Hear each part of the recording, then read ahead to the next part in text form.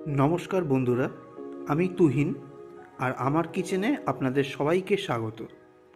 আজকের রেসিপি শ্যামা বা কাউন চালের পোলাও, যেটা যে কোনো ব্রত, উপোস বা ব্রতের জন্য পারফেক্ট রেসিপি।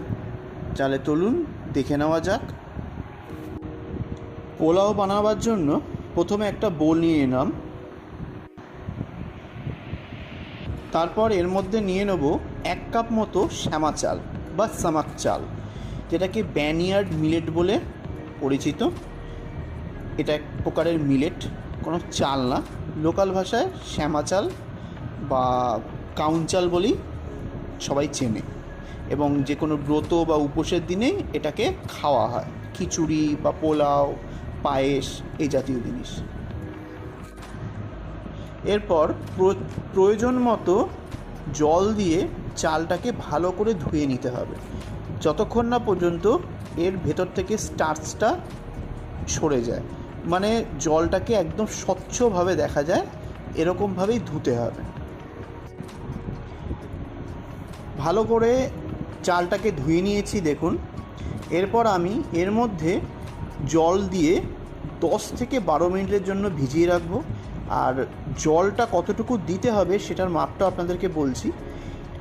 এই চালের বা মিলেটের ঠিক 1 কর মেপে উপরে থাকবে জল, এইরকমভাবে জলটা নিতে হবে, মানে মিলেটটা নিচের দিকে ডুবে থাকবে, এবং 10 থেকে 12 মিনিট ভেজাতে হবে। এর থেকে বেশি কিন্তু ভেজাবেন না, তাহলে কিন্তু পোলাওয়ের চাল ঝরঝরে হবে না, নরম হয়ে যাবে। তারপরে বলবেন যে ঠিক মেজারমেন্ট বলা হয়নি এবং টাইমিং বলা হয়নি।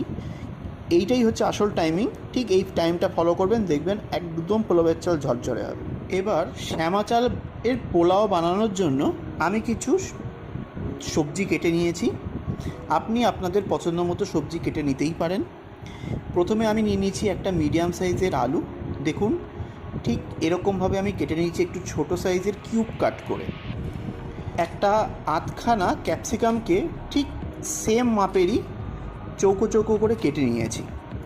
25 থেকে 50 গ্রাম মতো বিন নিয়ে এরকম ঠিক প্রতিটা সবজির সাইজ মেপে একরকমভাবে যাতে দেখতে লাগে সেরকমভাবে চপ করে নিয়েছি। তারপর নিয়ে নিয়েছি 150 গ্রাম মতো পনির কিউব। অনেকে ব্রতর দিন পনির খান না বা দই খান না, যে কোনো টক জাতীয় জিনিস খান না। আপনারা অবশ্যই পনিরটাকে অ্যাভয়েড করতে পারেন, কোনো প্রবলেম নেই। এর জায়গায় আপনারা অন্য কোনো ভেজিটেবলস ইউজ করতেই পারেন। আমি নিয়েছি, যেহেতু আমরা খাই, আপনারা এটা অ্যাভয়েড করতে পারেন। একটা ছোট সাইজের বা মিডিয়াম সাইজের গাজর ঠিক সেমভাবে আলু ক্যাপসিকামের মতো করে ছোটো ছোটো করে কেটে নিয়েছি, এবং প্রতিটা সবজি অলরেডি আমি ওয়াশ করে নিয়েছি। এরপর রান্নায় চলে যাওয়া যাক। এরপর আমি একটা প্যান নিয়ে নিয়েছি, আর হাই ফ্লেমে ভালো করে গরম করে নিয়ে মিডিয়াম ফ্লেমে টার্ন করে দিয়েছি।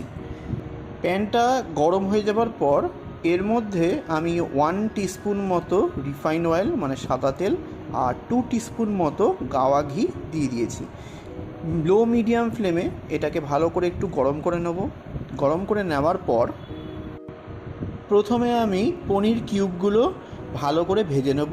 ভেজে নেওয়া মানে একদম লাল লাল করে নয়, শুধু ওপরের অংশটা একটু হালকা লাল হবে কিন্তু ভেতরটা সফট হবে, এরকমভাবে ভাজতে হবে যাতে পনিরটা পোলাওয়ে দেওয়ার পর ভেঙে না যায়। দেখুন, আমি মিডিয়াম ফ্লেমে পনিরটাকে এপিট ওপিট করে হালকা লাল করে ভেজে নিয়েছি, কিন্তু ভেতরটা কিন্তু সফট আছে। পনিরটা ভাজা হয়ে গেলে আমি এটাকে তুলে রেখে দেবো।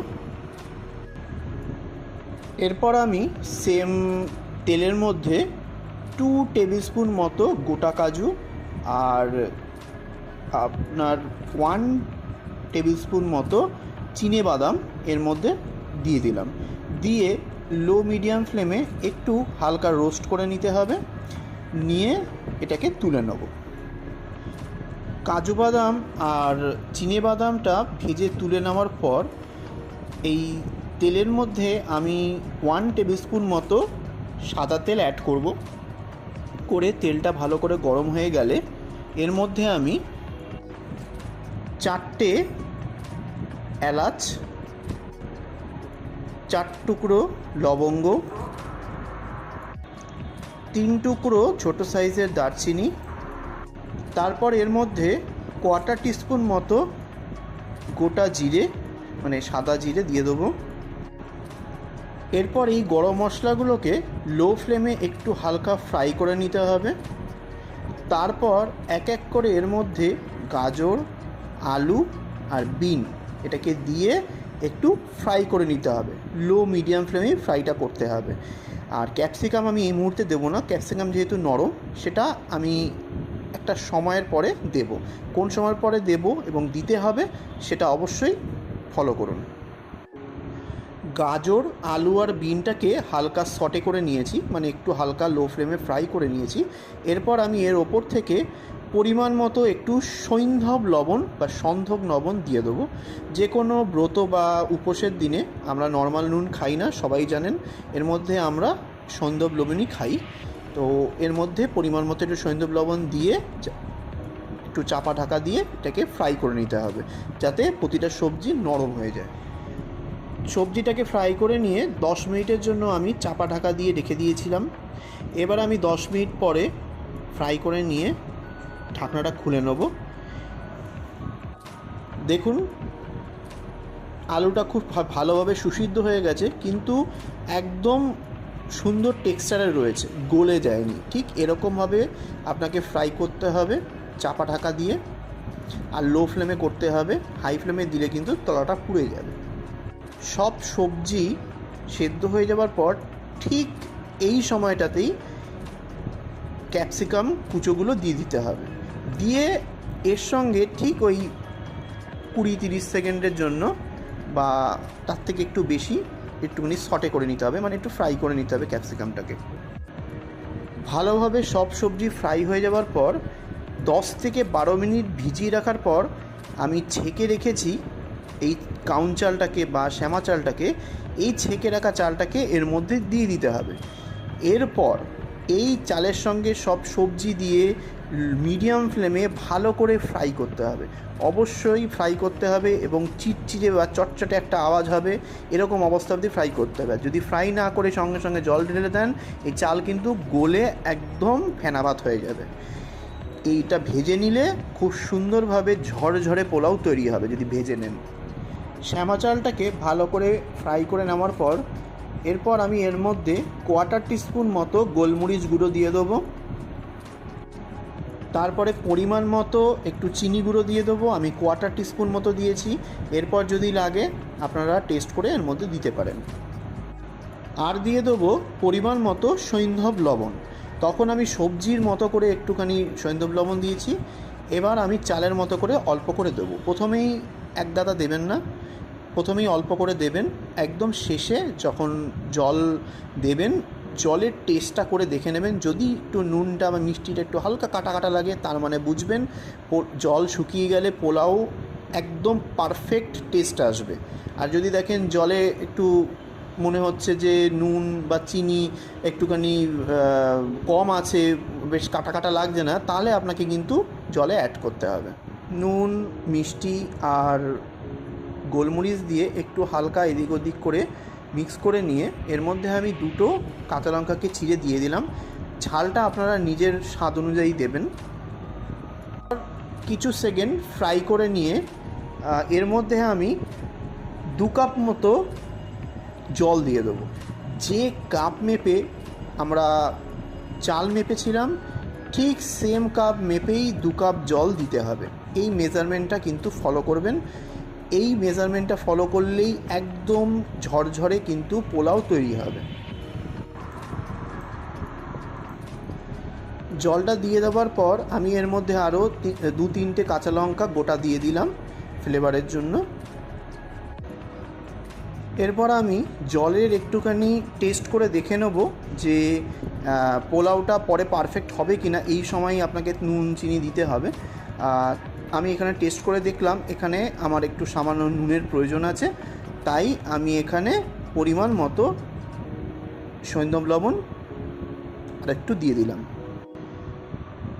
সব মশলা দিয়ে দেওয়ার পর একটা ঢাকা দিয়ে ঠিক লো ফ্লেমেই দিতে হবে। লো ফ্লেমে 15 মিনিটের জন্য ঢাকা দিয়ে এইভাবেই রেখে দিতে হবে। কোনোভাবে কিন্তু ঢাকা খোলা যাবে না, তাহলে কিন্তু পোলাওটা ঠিক ঝরঝরে হবে না। ঠিক 15 মিনিট পর আমি ঢাকনাটা খুলে দিলাম এবং ঢাকনার ওপরে যে জলটা লেগে আছে এটা কখনোই কিন্তু পোলাওয়ের মধ্যে ফেলবেন না, ওটাকে বাইরে ফেলে দেবেন। এরপর দেখুন পোলাওটা খুব সুন্দরভাবে একদম পারফেক্ট হয়েছে, প্রতিটা দানা স্পষ্টভাবে দেখা যাচ্ছে। এরপর একটা হাতার সাহায্যে খুব সাবধানে নিচের চাল ওপরে নিয়ে আসবেন আর ওপরের চাল নিচে নিয়ে যাবেন, নিয়ে একটা ভালো করে মিক্স করে দেবেন, যাতে নিচে যে চালটা বা নিচের যে চালটা একটু নরম আছে সেই নরম চালটা যাতে হাওয়ার সংস্পর্শে এসে বেশ শুকনো হয়ে যায়, দানা দানা হয়ে যায়।